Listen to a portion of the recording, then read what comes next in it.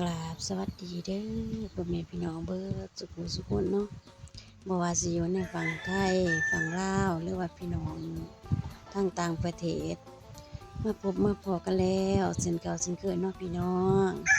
ยินดีต้อนรับทุกท่านเข้าสู่สองวิถีชีวิตสาวหน้าเด้อ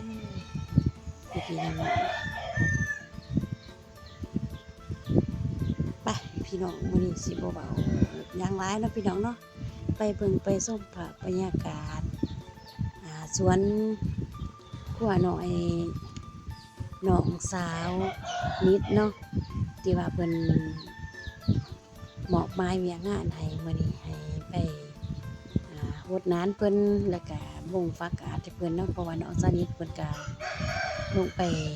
คุมเขาให้เขาหน้าเนาะเพราะว่าช่วงนี้ก็เป็นช่วงที่ว่าเขาหน้าสุกเต็มหมดเป็นไหนเป็นหน้าเลยเนาะจนสิโยะเลยพี่น้องเอ้ยประยุจัดการที่ลงเกี่ยวมื้อใดก็บ่ได้ลงเนาะเพราะว่าฝนประยุมาตลอดจะว่าเห็นแดดมา2 มื้อนี่ซะนิดเพิ่นก็ฟ้าวลงไปเกี่ยวเขาเกี่ยวน้ำไว้เนาะจานว่าเขาน้ำเฮามันโยะเด้เฮ็ดจะได้แหละให้มันทันตามฤดูกาลเนาะเพิ่นก็เลยบอกให้สาวโน่นาอันนี้เป็นผู้ที่ว่ามาบูรวัดให้ส่วนขัวเพิ่นมื้อนี้เนาะมาโฮดมาบ่งพักให้เพิ่นได้มื้อนี้ก่อนอื่นก็ฝาก FC ทุกคนเด้อบ่ว่าสิอยู่ฝั่งไทยหรือว่าต่างประเทศเนาะบ่ว่าสิอยู่หม้องใดแก่ใดทุกหม้องทุกบอนที่ว่าได้มาพบมาพ้อกับคลิปสาวโน่นาแล้วก็อย่าลืมฝากกดไลค์กดแชร์กดติดตามช่องวิถีชีวิตสาวโน่นานี่เด้อพี่ๆน้องๆเพื่อเป็นกำลังแห่งใจเนาะในการสร้างคลิปใหม่ๆเอามาฝากมาตอนให้พี่ๆน้องๆได้มาเบิ่งมาชมเกี่ยวกับวิถีชีวิตสาวโน่นาเนาะพี่ๆน้องๆ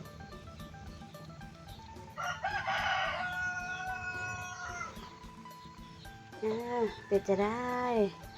ฝนฟ้าอากาศเนาะทุกหม้องทุกบอนตอนนี้อากาศหนาวเลยบ่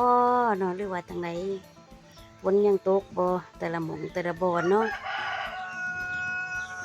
หรือว่าอากาศร้อนแล้วบ่ช่วงนี้หั่นเป็นจะได้ก็บอกกันได้เด้อพี่ๆน้องๆบ่ได้หูข่าวเนาะทางบ้านพี่เมืองน้องบ่ว่าสิอยู่ฝั่งไทยหรือว่าต่างประเทศเนาะ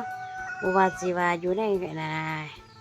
ประเทศลาวเฮาคือกันเนาะแต่ละหม้องแต่ละบอนก็คอมเมนต์บอกกันได้เด้อบอกสาวโน่นาอันนี้เด้อมันเป็นจังไดบ่ได้หูข่าวพี่ๆน้องๆเนาะ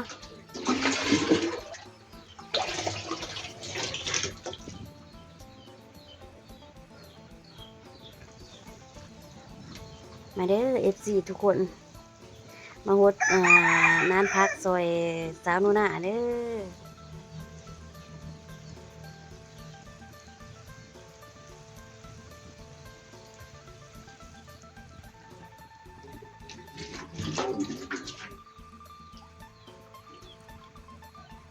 กองว่างั้นแนวว่าคนมักพักเนาะพี่น้อง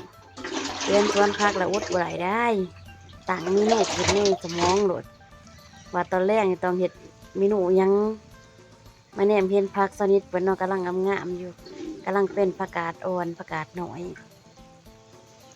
ว้ายบ่ได้เว้าหลายเด้อหั่นพี่น้องเอ้ยก็เลยว่าเอาก่อนจักยุบจักยิบนี่เนาะเพื่อได้พอได้เมื่อสุปผักกาดน้อยเด้พี่น้องแซ่บได้สวงใหม่ๆคือจังซี่นี่หอมดีของหมักโดดเด้หมักสุดยอดเลยผักกาดอ่อนเนาะสุปผักกาดอ่อนในช่วงต้นเดือนธันวาอันนี้เนาะมันก็คักติมันแห้งแบบว่าช่วงนี้ก็เป็นช่วงที่ว่าเขาก็ไม่ป้าก็มันเนาะพี่น้องเนาะได้ผักกาดหน่อยผักกาดอ่อนๆหน่อยๆมาสุบกินโอ้ยไว้เบาเลยอะไรเบามาแล้วก็คิดหอดทงให้ทงหน้าเนาะ โดนเลยได้บ่ได้ไปฟังเบิ่งถ้าว่าอ่าสะดวกก็ฟังเบิ่งมื้ออื่นนี่แหละว่าสิลงไปหน้าไปเที่ยวหน้าสนิทเพิ่นลงไปเกี่ยวข้าวซอยเพิ่นบอกว่าตอนนี้หันยังอยู่กับพ่อใหญ่เพิ่นเด้อยู่เรือนนำพ่อใหญ่เฒ่าพ่อใหญ่เพิ่นแน่เพิ่นก็เฒ่าโอเลยเด้นั่งขายเครื่องอยู่เรือนผู้เดียวก็ไปทวงเพิ่นอีกเนาะจังว่าแบ่งกันอยู่แบ่งกันไปสนิทเปิดกระคุ้มข้าวหน้าเพิ่นเนาะป้าให้สาวนู่นหน้าเผาพ่อใหญ่เพิ่นอยู่ในเรือน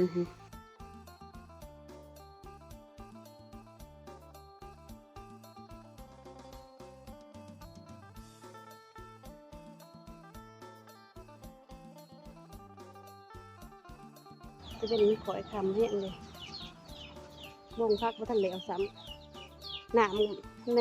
อ่างกับเบิดน้ำบกบ่ทันได้พ่มน้ำจะได้ไปพ่มน้ำก่อน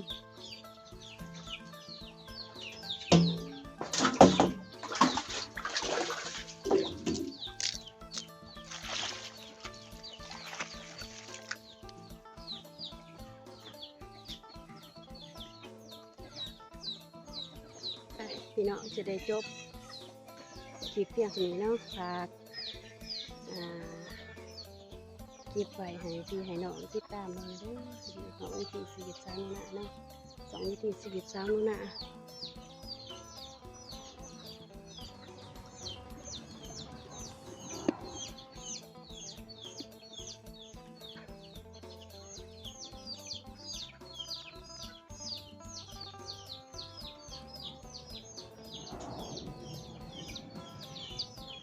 ลงไหนจะต้องนานหน่อยเนาะน้ำบกเนี่ย